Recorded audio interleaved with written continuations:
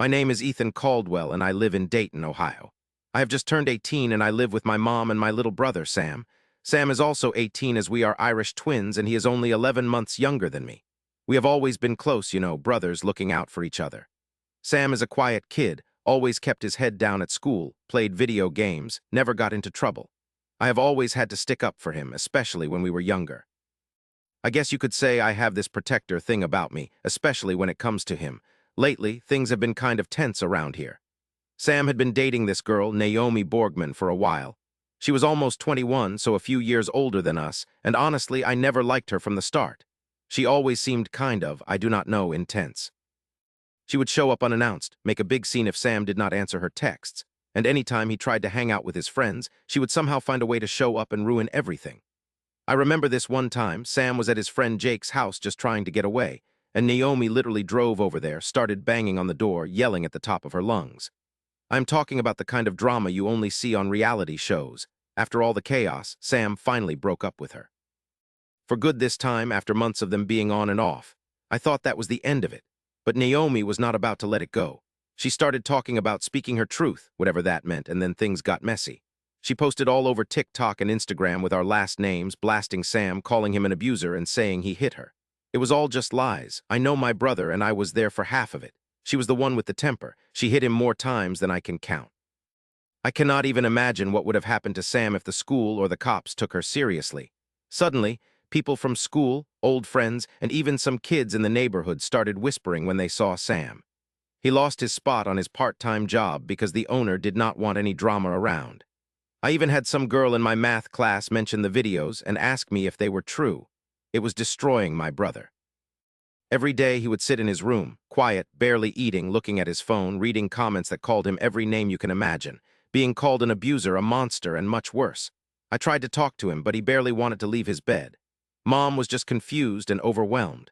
I could not stand seeing Sam like that, losing himself because some bitter ex could not take a breakup. I felt powerless, and that is not something I deal with very well. I was angry, angrier than I have ever been. Naomi was out there living her best life, acting like she was the victim, and Sam was basically being shunned. I knew I had to do something. I could not sit by and let her get away with it, not when she was the villain and Sam was the one getting crushed. First, I tried talking to some of our friends to explain what really happened. A few of them believed me, but most just shrugged and said they didn't want to get involved. Social media had already decided Sam was guilty. Naomi posted more videos, even going as far as to fake screenshots of texts, making up stories about things Sam never said. The more I tried to fix it, the worse it seemed to get. Nobody wanted to stand up to Naomi, and Sam just kept sinking deeper. That was when I realized I would need to dig deeper. I remembered that Sam had found a notebook that Naomi left behind at our house, filled with lists of guys she was either going to sleep with or already had. It was gross, honestly, but I thought maybe there was something in there I could use. So I went through the notebook, page by page. There was a lot of drama, details about parties, hookups, even messages she had sent to other guys while she and Sam were still together. There was actual proof that she was lying and cheating the whole time. I wanted Naomi to feel even a fraction of what Sam felt. So with my hands shaking, I made copies of the most incriminating pages. Then I created an anonymous email and started sending the information, little bits at a time, to some of her friends, tagging in the screenshots and the messages. I kept it quiet, careful not to trace anything back to me or Sam. Then I started dropping hints around school, anonymously of course, about Naomi's real behavior, her manipulation, her lies, the actual story behind the breakup. At first, I did not see any difference. Naomi kept up her routine, but slowly the stories about her started to make the rounds. People started questioning her. Her friends were not so eager to like every TikTok she posted, and I saw a few of her closest girls stop talking to her. I heard one of them asked her about the notebook at a party, and Naomi apparently lost it, screaming and throwing things. She stopped posting as often. The guy she was dating at the time dumped her, and word was out that she could not be trusted. But then things took a turn. Naomi got even angrier, and she started spreading more rumors, not just about Sam, but about anyone who used to be her friend. The drama exploded. It was like a storm tearing through school. A few people found out about the emails and accused me directly. I denied it, and since I was careful, nothing stuck. But I knew the situation was spiraling.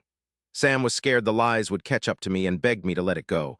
I thought maybe he was right, and for a moment it felt hopeless. Naomi was still there, and the damage was deep.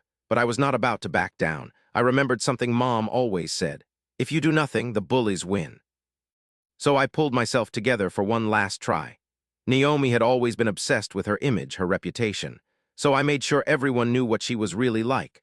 One night, I gathered all the screenshots, the notebook pages, and even messages from other guys that proved her lies, and I sent one email to her parents.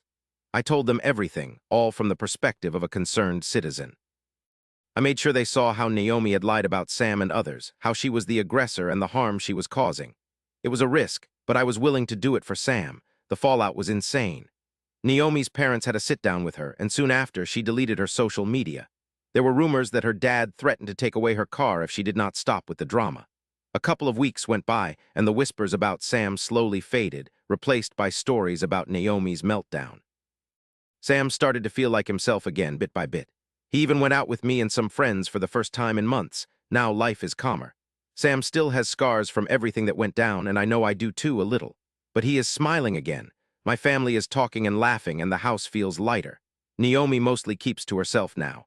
Once in a while I will see her at the grocery store, but she looks away. I learned something, though. Revenge does not always feel as good as you expect. I'm still looking out for Sam, but I am also thinking maybe next time I will try to fix things before they get broken beyond repair. For now, things are as close to normal as they can be, and that is good enough for me.